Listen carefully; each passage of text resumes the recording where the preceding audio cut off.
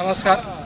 आपण आता शिरोळ तालुक्यातील जांबूत आणि पिंपरखेड याच्या मध्यभागी असणाऱ्या पंचतळा या ठिकाणी आलेलो आहोत. घटना आहे 4:45ची.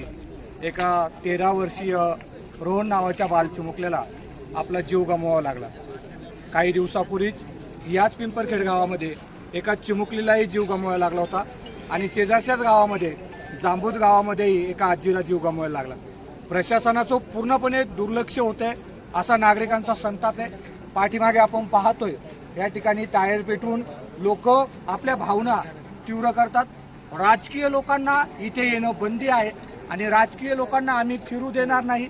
कुठल्याही प्रशासकीय अधिकाऱ्याला आम्ही याच्यामध्ये येऊ देणार नाही आणि जोपर्यंत वन मंत्री आम्हाला या ठिकाणी भेट देण्यासाठी येत नाही तोपर्यंत आम्ही रस्ता सोडणार नाही अशा भावना नागरिक व्यक्त करतात.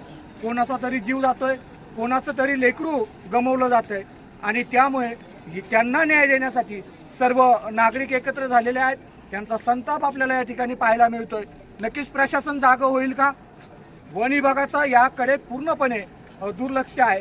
काल परवाच आपण प्रकाश लांबकडे यांनी जंगलामध्येच आमर उपोषण पकडलं होतं, परंतु त्यांना तात्पुरत्या गाजर दाखवून त्यांना ते उपोषण थांबवायला लावलं गेलं. अशाच प्रकारचं प्रशासन जनतेला गाजर दाखवतंय अशा प्रकारच्या भावना नागरिक व्यक्त करतात.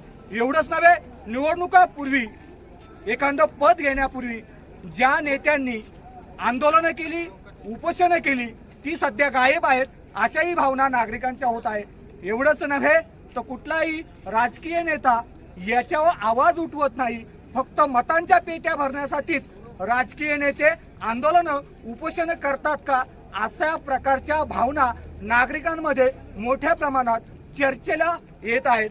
आपण पाहत राहा यशवी न्यूज. धन्यवाद.